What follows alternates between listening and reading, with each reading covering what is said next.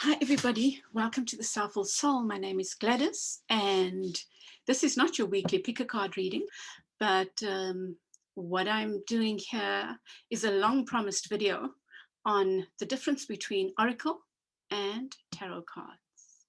And I've been meaning to do this for a long time because it's one of the most often, well, when I talk about Oracle and Tarot cards, and I make a distinction, people ask me, oh, is there a difference? So it's something that I've wanted to share for a while. And then I go into what makes the tarot the tarot. I don't use Oracle cards much because I think they can interfere with the reading if they are overused. But they can also supplement a reading if, well, you'll see what my views are in the video. There are some really beautiful Oracle cards that I have, and I thought I should unearth all my Oracle cards and just every now and then share with you, do a little review of those cards and tell you why I like them or what I have questions about or maybe dislike.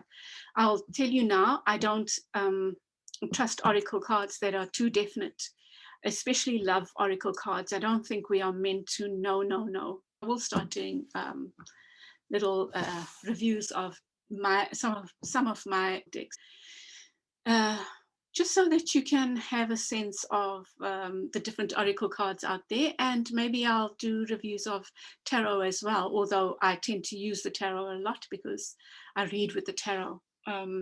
But you'll hear my views on all of this in the video. I hope you enjoy. Please give me your feedback and let me know if you have any questions. I'll be chatting again soon. Bye. So let's talk about the difference between tarot and Oracle cards.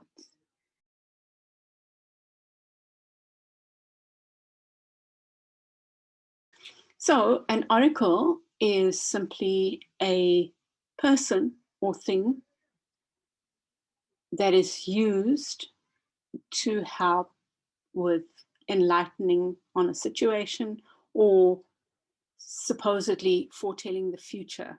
So an oracle can be humans like psychic or sangama or witch doctor or whatever those beings, those spiritual beings are called in different traditions. Oracles are also inanimate tools like ruins, like bones, or shells, like the I Ching, and cards. So cards are one form of oracle. And so we have oracle cards. Although we make a distinction between tarot cards and oracle cards, actually tarot are also technically oracle. They are oracle cards. They are a form of oracle. But there are, in practical terms, differences between what we consider oracle cards and what we consider tarot cards. The first one is that the tarot is ancient. The tarot is a very, very old system of divination. It comes from the 1400s in Italy. Apparently, tarot were initially playing cards, and then they became, I think, fortune telling became more popular, and the cards became. I don't know the real history. In fact, it's really hard to pin down the real history, but I do believe that they came from Italy, or at least they came from Europe, because of the oldest cards, and they are very European in their imagery. So, and okay, as opposed to oracle cards, the oracle cards that we see today that are not called tarot are, I would say, oracle cards. I might be wrong about this, but maybe the last 50 years, 100 years, possibly. I think maybe not even the last century, possibly the last few decades, oracle cards have become more popular. And they are simply people's expressions of themselves or issues they would like to share. I believe some people create oracle cards because they feel the tarot might be too heavy. I've even heard I think Doreen Virtues found the tarot too heavy, and in fact she created light, so-called light versions of the tarot. Or they felt that some may perhaps feel that the tarot doesn't capture what they want to say, so they create oracle cards. So I don't think that tarot is too heavy, and I don't think that you can't find, that oracle cards are provide answers that the tarot doesn't. But that's my view. So that's the first difference. The second difference is that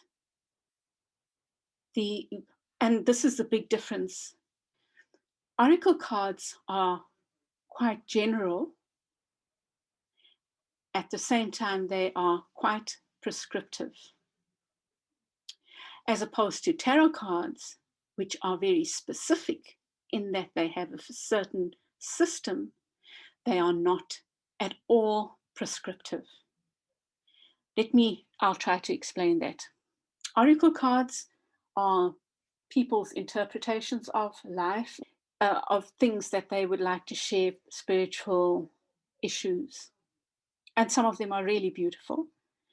But they are quite prescriptive. So what do I mean by that? It boils down to how I feel tarot oracle cards are best used. It's almost like an instruction in one card, and that's what I mean by prescriptive. I mean it without judgment. However, while I'm talking about non-judgment, I do judge, actually. There are certain oracle cards I feel, if I were to give advice to a new buyer of oracle cards, I would say, look at the imagery,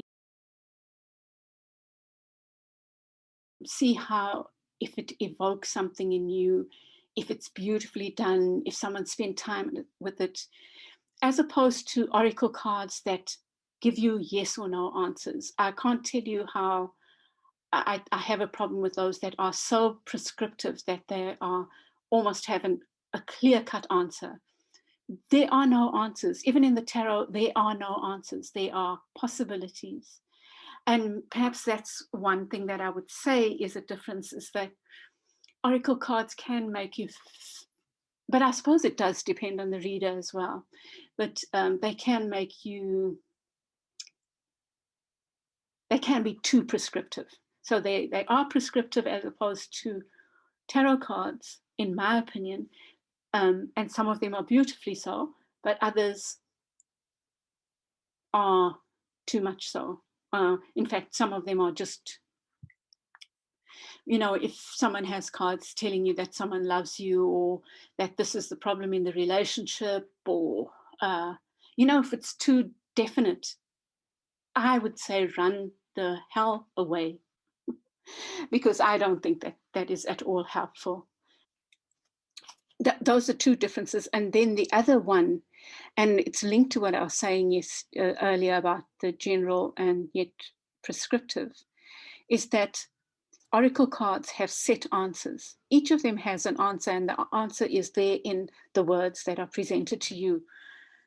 The tarot, my love, the tarot, my love, the tarot, has endless possibilities. And the possibilities are endless because I feel the wisdom in the tarot is really, truly deep and profound. Each card changes meaning based on the cards around it, or the intuition of the tarot reader, or the placement in the reading, or how the artist or the author has slightly tweaked the card to express something new.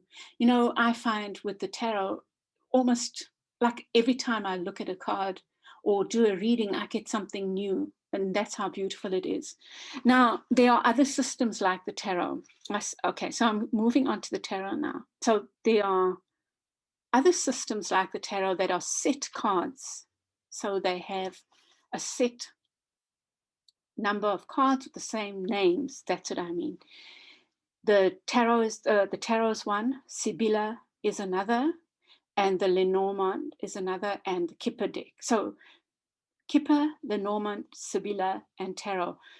Tarot is the most popular, but there are also those other three that I know of. I don't know if there are any others that are a system. They're a card system where you have, like, for example, this is the Lenormand. They have certain cards, specific cards like the house, the mice, the scythe, the letter, and each of those means a certain thing. And if you with those cards, it also depends on what card is next to them, and you read them in rows, and there's specific ways of reading them. So the tarot, Sibylla, Lenormand, and Kipper are different from ordinary tarot oracle cards in that each of them comes from kind of an ancient system with very specific cards within them. Right. And so now let's move on to the tarot. The first thing about the tarot is made up of two parts. The one is the minor arcana, and the other is the major arcana. Major arcana is almost life cycles. In fact, the major arcana takes you through a journey from the Fool, which is naught, to completion, or the World card, which is a completion, and that's card 21. The Fool denoting taking a leap of faith in some area of your life, and the World card speaking about a beautiful conclusion, a wrapping up, a tying up of something, So that the major arcana are talk about major life events, sometimes almost unavoidable, or the big themes in life, like maybe a change in career, or a guidance to look at things from a different perspective, or like the Tower, which people fear, is just helping you break down a structure that is not working for you, that's not built on a solid foundation, that kind of thing. And then my favorite, the Devil, with so many life lessons of looking within and of challenging the self, So so that's the major arcana. So from the major arcana, you have 22 cards. Then the minor arcana are like the day-to-day. They talk about the day-to-day people and things, events that occur. Or they relate to those. But of course, like I say, the tarot really does feel to me endless, the endless possibilities. And like a minor arcana with a certain major arcana can have a completely different meaning as that minor arcana with another minor arcana, or two major arcanas will have, all of the cards depend on each other to create the story. So the minor arcana are made up of 4 suits. Now, these link with playing cards, actually. There are common names for those suits. Wands, sometimes called staves, sometimes called sticks, but most commonly called wands. So you have the suit of wands, which is related to the element fire. So it can relate to fire signs, but it can also relate to all those things we associate with fire, like passion, like urgency, like rushing, fast movement, creativity, artistry, and also the negative aspects of those overdone or underdone, Okay, so that's a suit of wands, which is related to fire, and possibly, not always, to fire signs. So fire would be, if it's related to people, it's the fire element, Leo, Aries, Sagittarius. The suit of cups, mainly called cups, sometimes called chalices, and they really relate to the emotions or the water element. Water, Pisces, Scorpio, Cancer. And it relates to issues of emotions, the love relationships, or love in general, passion as well, but more nurturing kind of passion, like love, more the love, emotional kind of passion, nurturing, and likewise there, all those things over and or underdone. Then there's the swords. mainly called swords. Sometimes someone might call it athames or assegais or spears or whatever, but mainly called the main name that they're known by, swords. And that's related to the element of air, the intellect, thought, talking or speaking out. So related to air signs, or related to the element air. Air signs would be Libra, Gemini, Aquarius. And then the last one is the coins or pentacles. That's their common name, coins or pentacles. And that's related to the element of earth. And it's about grounding, about nature, creativity as well, but in the sense of grounding ideas. It talks about money and abundance. And again, all of those things over or underdone. And then breaking that down further, each of those suits have 14 cards, starting with the ace through to 10, and then the court cards, either page, knight, queen, and king, or some people would say princess, prince, king, queen, queen, and king. In other decks, they might be given neutral names. So in the spirit animal deck, the pages are called seers, knights are called seekers, queens are called nurturers, and kings are called guardians.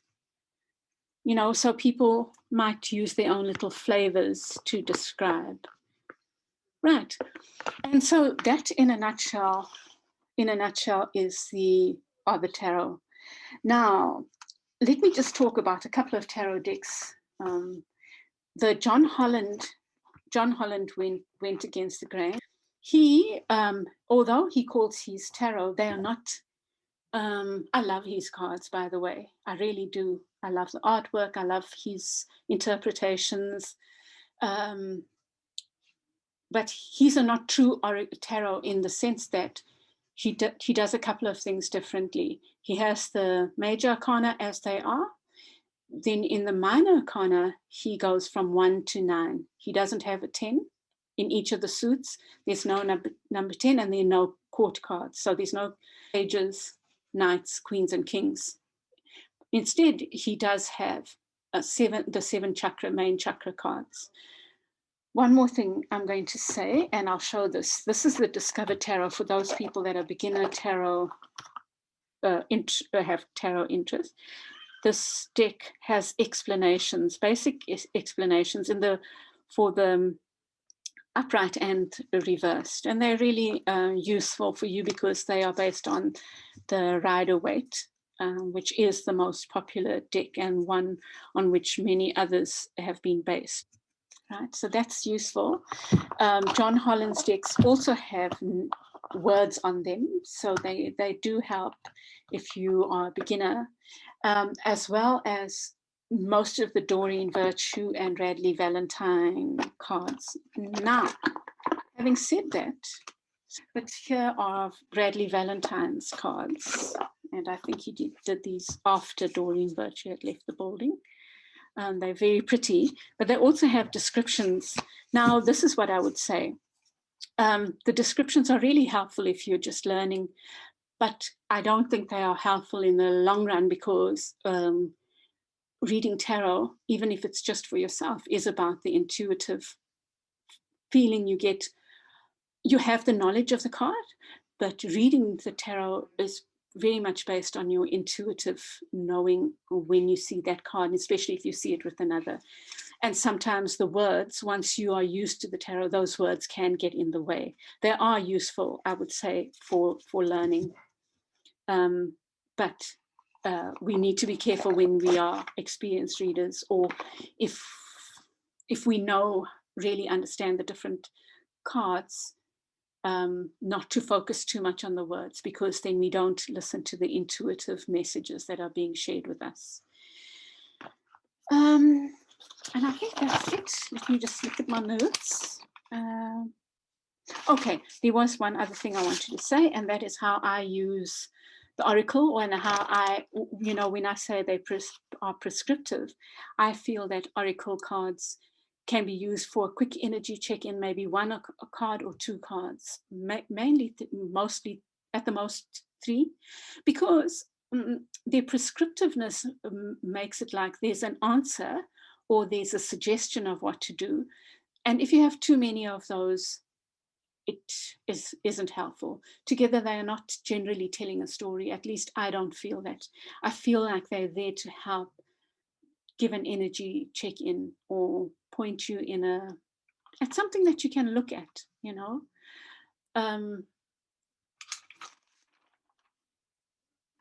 and so I will use the oracle cards maybe for, I hardly use them, to be honest. I love some of them. They are really beautiful and nicely done, but as I found also that the ones that I really love, I use them and tie them into the reading. So I'll use just one instead of many.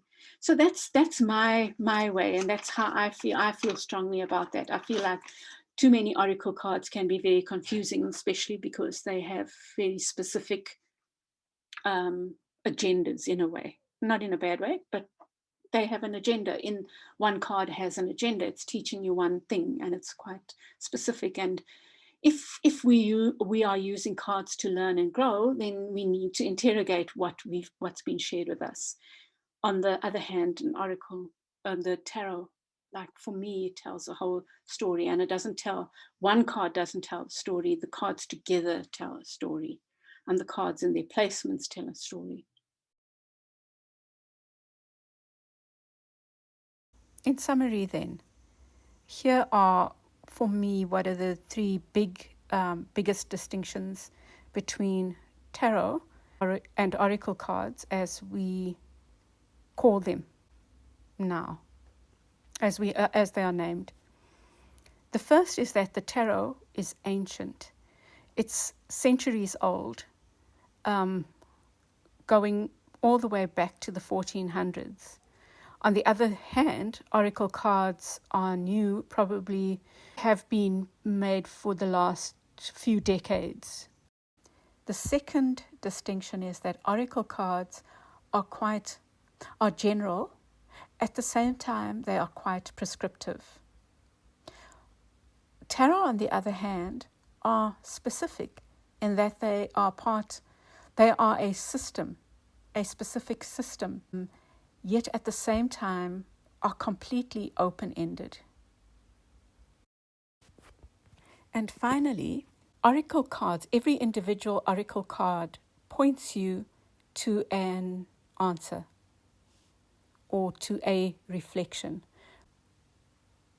Whereas with the tarot, the possibilities are endless. And that's it. And I hope that's helpful. I've promised this for so long, and I've had lots of glitches in the matrix, and I guess I wanted it to be right.